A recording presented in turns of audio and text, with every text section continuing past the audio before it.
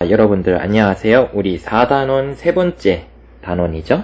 시장 가격과 변동이라는 주제로 우리 수업을 한번 해보도록 하겠습니다. 우리는 지난 시간에 수요 공급과 공급 법칙을 통해서 시장 가격이 결정이 되는 원리에 대해서 살펴보았습니다. 그렇다면 우리는 이번 시간에는 수요와 공급이 변화가 되면 시장 가격이 어떻게 변화가 되는지 거기에 대해서 한번 살펴보도록 하겠습니다. 자, 그래서 우리가 첫 번째로 이번 단원에서 살펴볼 주제가 바로 잠시만요. 우리 이번 단원에서 첫 번째로 여러분 선생님과 살펴볼 것은 수요의 변동입니다. 내용학습 1번으로 아마 되어 있을 거예요. 수요의 변동에 대해서 선생님과 함께 먼저 살펴보도록 하겠습니다. 수요의 변동이란 것은 그럼 도대체 무엇인가? 이 수요의 변동이라는 것은 가격 이외의 요인이 중요하죠. 이외의 요인입니다. 이외의 요인이 가격 이외의 요인이 변하여 수요가 증가하거나 감소하는 것을 의미합니다. 즉 우리가 수요 법칙에서는 가격에 따라서 가격이 올라가면 수요가 내려가고 가격이 올라가면 수요가 줄어드는, 그러니까 수요의 변화가 가격의 변화에 영향을 받았잖아요. 근데 이 수요의 변동이라는 개념은 이제 이 수요 법칙에 영향을 미치는 가격의 영향을 제외하고 가격 이외의 또 다른 요인이 만약에 변화가 하면 수요가 증가를 하거나 감소를 할 수가 있다라는 겁니다. 즉 수요의 변화라는 게 가격에 의해서만 이루어지는 게 아니라 가격 이외의 또 다른 요인에서 만약에 수요가 변할 수가 있는데 이것을 수요의 변동이라고 부른다고 여러분들이 생각을 하시면 좋을 것 같아요. 자, 그렇다면 이렇게 가격 이외에 발생을 하는 수요의 변동이 어떤 것들이 있는지 한번 살펴보도록 하겠습니다. 가격 이외에 이제 수요의 변동이 어떤 것들이 있냐면요. 자, 첫 번째 수요 변화의 요인에 대해서 살펴보면요. 첫 번째는 소득이나 기호를 둘 수가 있습니다. 수요자의 소득이나 기호를 들 수가 있는데, 소득이란 것은 말 그대로 수요자가, 그러니까 이제 물건을 구매하려고 하는 사람이 벌어들이는 돈이죠. 기호는 그죠? 좋아하고 싫어하는 것을 우리 의미하겠죠? 그래서 수요자의 소득이나 기호, 그러니까 수요자가 돈을 많이 벌면 당연히 더 많은 것을, 어떠한 상품을 더 많이 필요로 하겠죠. 그러면 수요가 증가를 하겠죠. 또는 이렇게 생각을 하면 좋을 것 같아요. 수요자가 소득이 늘어나면 더 많은 돈을 벌게 됩니다. 그렇기 때문에 어떤 상품에 대한 수요가 옛날보다는 더욱더 올라가겠죠. 만약에 소득이 줄어든다면 더 이상 이것을 구매할 돈이 없기 때문에 수요도 감소가 됩니다. 그리고 사람들이 어떤 유행으로 인해서 어떤 것들을 많이 이제 선호를 하게 됩니다. 기호가 높아져요. 그렇게 되면 당연히 수요가 높아지게 되고, 그 유행이 끝나게 되면 사람들이 더 이상 그것을 찾지가 않죠. 수요가 줄어들게 되죠. 그리고 두 번째 요인은 수요자의 수도 영향을 미친다. 수요자의 수도 영향을 미치고요. 자, 수요자의 수가 많으면 당연히 수요가 증가를 하고, 요건 이렇게 표현할 수가 있겠죠?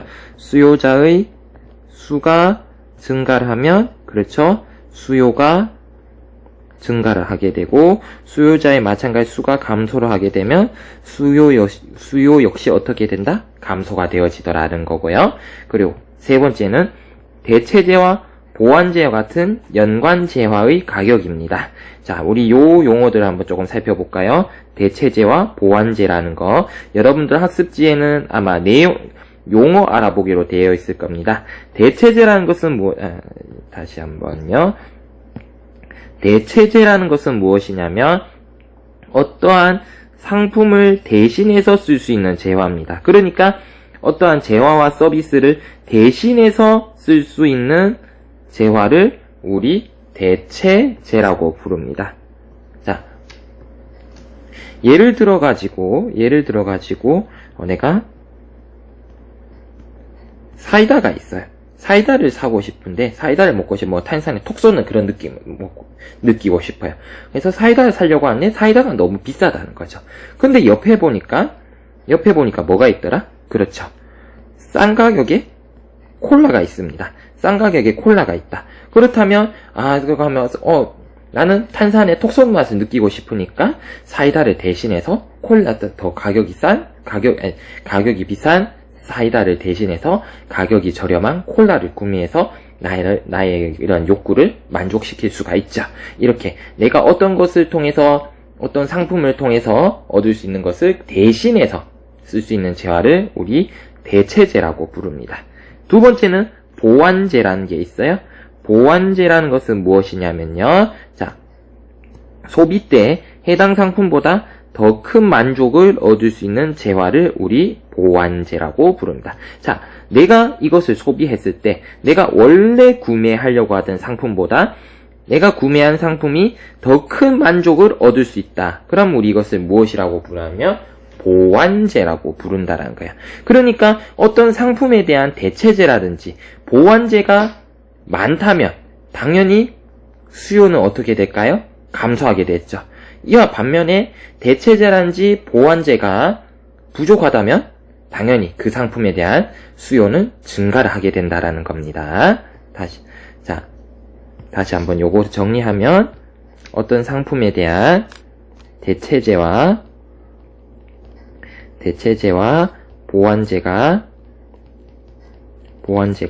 많다면 어떻게 수요는 어떻게 돼? 그 상품에 대한 수요는 감소하더라. 하지만 대체재와 보완재가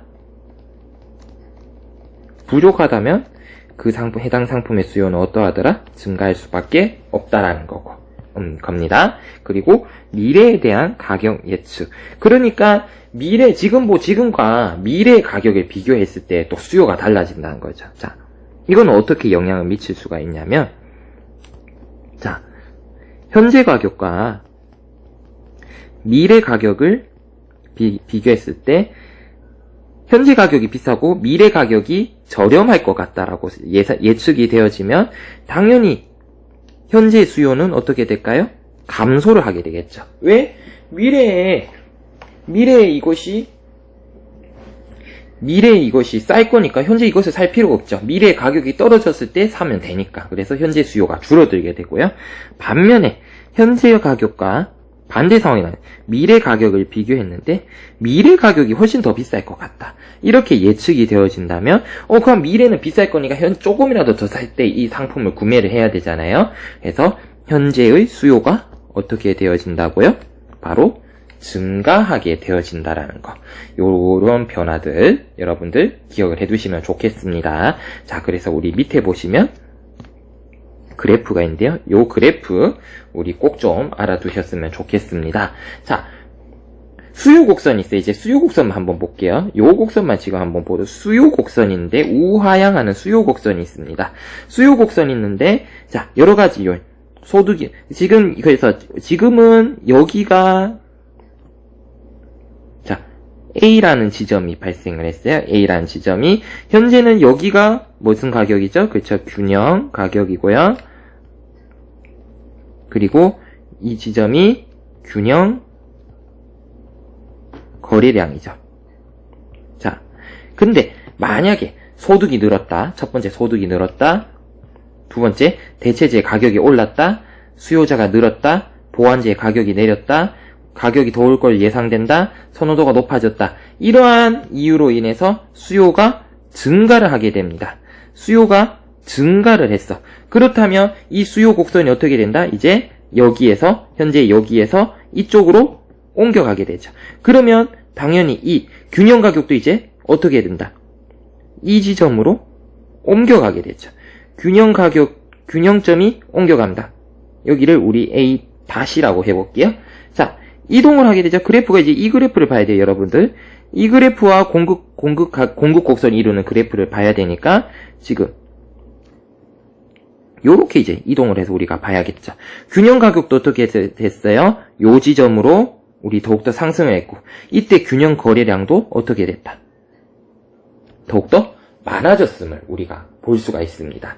하지만 이와 반대의 상황이 발생한다. 선호도가 낮아졌다. 보완제 가격이 올랐다. 대체제 가격이 내렸다. 소득이 줄었다. 수요가 줄었다. 곧 가격이 내릴 것으로 예측된다. 이러한 현상 때문에 수요가 감소하게 된다면 이제 그래프도 어떻게 된다? 그렇죠. 이동을 하겠죠? 이제 요렇게 요 지점으로 이동을 하게 됩니다. 우리 지점은 A 다시라고 할게요. 자, A에서 AA 다시로 이제 이동을 하게 되겠죠. 자, 그렇다면 균형 가격도 AA 다시에 맞게 하락이 하게 되고 균형 거래량도 어떻게 돼요? 이렇게 하락을 하게 되는 모습을 우리 관찰을 할 수가 있습니다. 자, 그렇게 우리 요런 모습을 통해서 이제 그래프에 이동을 하면서 이러한 수요의 증가라든지 공급의 수요의 증가 또는 감소로 인해서 우리 시장에서의 균형 가격과 균형 거래량이 얼마든지 무엇을 할 수 있다는 거죠? 바로 변화를 할 수가 있다라는 거 여러분들 알아두시면 좋겠습니다. 자, 그러면 우리 이제 두 번째 주제로 한번 가보겠습니다. 내용 학습 2번에 나오는 거죠? 공급의 변동입니다. 공급의 변동이고요. 자, 공급의 변동이라는 것은 아까 수요의 변동은 가격 이외의 요인이 변해서 수요가 증가하거나 감소하는 것이었죠. 자, 그렇다면 공급의 변동도 똑같아요. 공급의 변동도 똑같습니다. 의미가 바로 가격 이외의 요인이 변해서 무엇이 공급이 증가하거나 감소하는 거죠. 가격 이외의 요인이 변해서 공급이 어떻게 되었다? 증가하거나 감소하는 것을 우리 공급 변동이라고 부릅니다. 자, 이와 마찬가지로 공급 변화 요인도 세 가지 있습니다. 우리 요것도 중요하게 알아두시고요. 위에 있었죠? 위에 뭐가 있었냐면 수요 변화 요인, 요것도 좀 여러분들 좀 꼼꼼하게 알아두세요. 자, 요거 한번 공부를 한번 해보도록 하겠습니다. 자, 그렇다면 공급 변화 요인 세 가지. 첫 번째, 생산 요소의 가격 변화입니다. 자, 생산 요소. 우리 생산 요소라는 건 생산에 필요한 준비물이라 했었죠? 생산 요소에 들어가는 거, 자본, 토지, 노동력 등등등등등 많은 것들이 있겠죠? 이러한 것들, 이러한 생산 요소의 가격이 변화를 합니다. 그럼 어떻게 되느냐 한번 보면 두 가지 경우가 있겠죠? 첫 번째, 생산 요소의 가격이 상승을 하게 되면 당연히 공급 가격은 어떻게 될까요? 생산에 필요한 이런 준비물들의 가격이 어떻게 돼? 가격이 올라가면요, 당연히 공급도 어떻게 될까요? 바로 공급이 감소를 하게 됩니다. 왜 똑같은 돈을 가지고 똑같은 만약에 100원을 가지고 옛날에는 어떤 물건을 어떤 상품을 만드는데 100원을 가지고 1원에 하나씩 만들어냈어요. 근데 생산 요소가 변해서 이렇게 생각해요. 어떤 물건인데 내가 가진 돈이 100만 원이 있어요. 어떤 상품을 만들어내는데 하나에 10,000원이 필요해. 그러면 옛날에는 100개를 생산해낼 수가 있었다. 100개를 시장에 공급을 할 수가 있었다는 얘기예요. 하지만 생산 요소의 가격이 1개를 만드는데 10,000원에서 20,000원 올랐다 칩시다. 그럼 내가 가진 돈은 100만 원은 동일해요. 그렇기 때문에 시장에 공급할 수 있는 수량이 어떻게 된다? 이제는 100개에서 50개로 줄어든 게 된다는 거죠. 그렇기 때문에 생산 요소의 가격이 올랐다. 그러면 자연스럽게 공급도 어떻게 되어진다? 감소가 되어진다라는 겁니다. 두 번째, 만약 이와 반대로 생산 요소의 가격이 떨어지게 된다면 공급은, 그렇죠, 증가하게 되겠죠? 공급이 증가하게 되겠죠? 왜냐면 거꾸로니까. 왜? 옛날보다 물건을, 상품을 생산하는데 이제 투입되는 돈이 더욱더 적어지게 되니까요. 당연히 내가 생산해서 시장에 공급할 수 있는 물품의 수량은, 상품의 수량은 훨씬 더 늘어나게 되겠죠. 그래서 생산 요소의 가격 변화가 나타난다는 점 우리 알아두면 좋겠고요. 두 번째, 생산 기술의 발달입니다. 자, 그렇다면 생산 기술이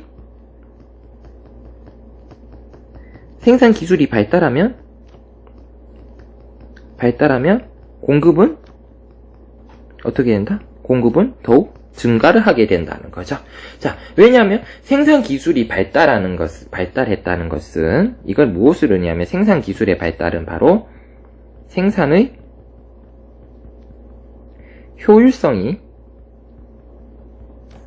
증대되었다는 말로 이해를 할 수가 있습니다. 그러니까 똑같은 물건을 생산을 하더라도 이제 자원을 더 적게 투입을 할 수 있다든가 뭐 이렇게 가능하다는 거예요. 그렇기 때문에 생산 기술이 발달을 하면 공급은 어떻게 된다? 공급량은 자연스럽게 늘어나게 된다라는 거고요.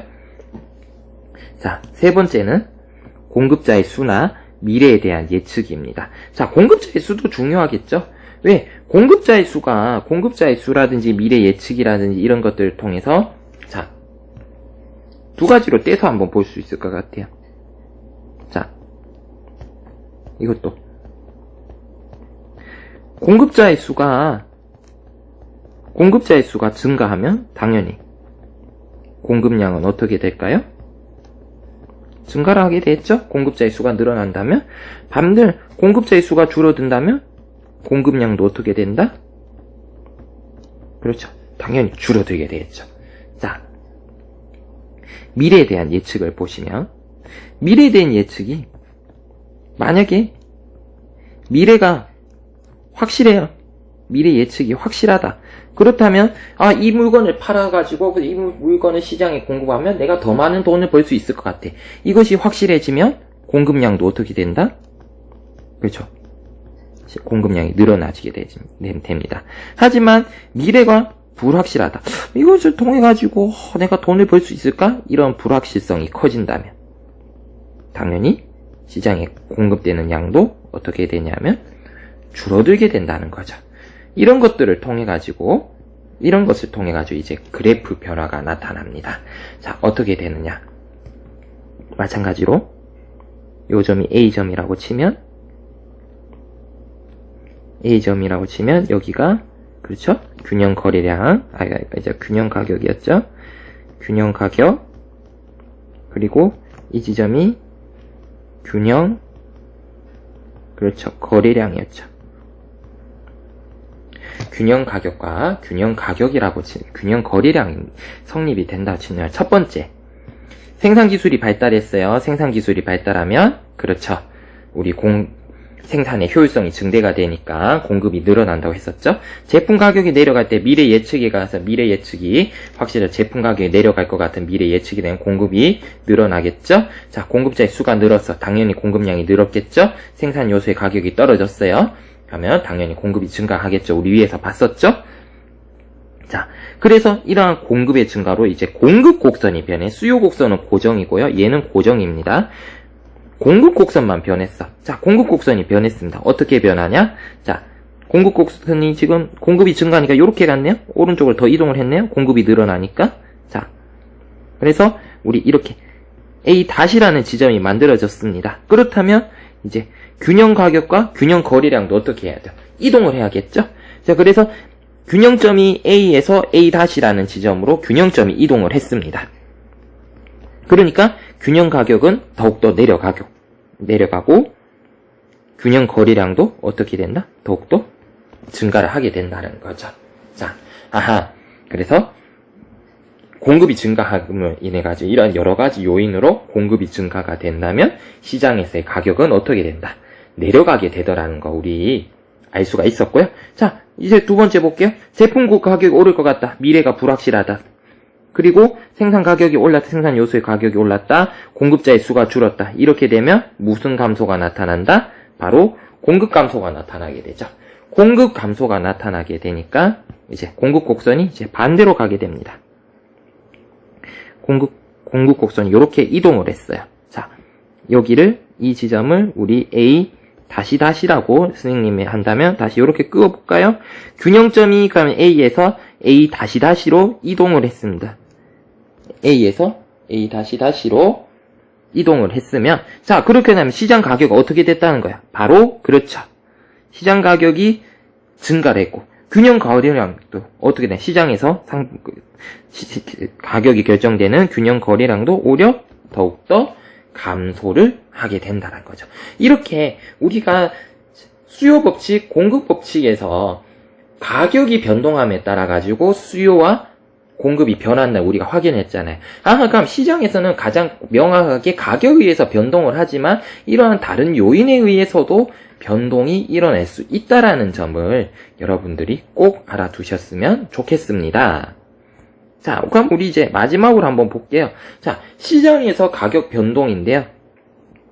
그러면 시장 가격 변동에 우리가 이제 수요의 변동, 공급의 변동에 한번 이해를 해봤잖아요. 그러면 이렇게 시장에서 가격 변동의 원인이 무엇 때문이었다? 원인이죠? 요거 좀 알아두죠? 그러면 이렇게 시장에서 가격이 바뀌는 원인이 무엇인가요? 라고 한다면 우리 이렇게 써야 된다는 거죠. 시장에서의 수요 또는 공급의 변화다.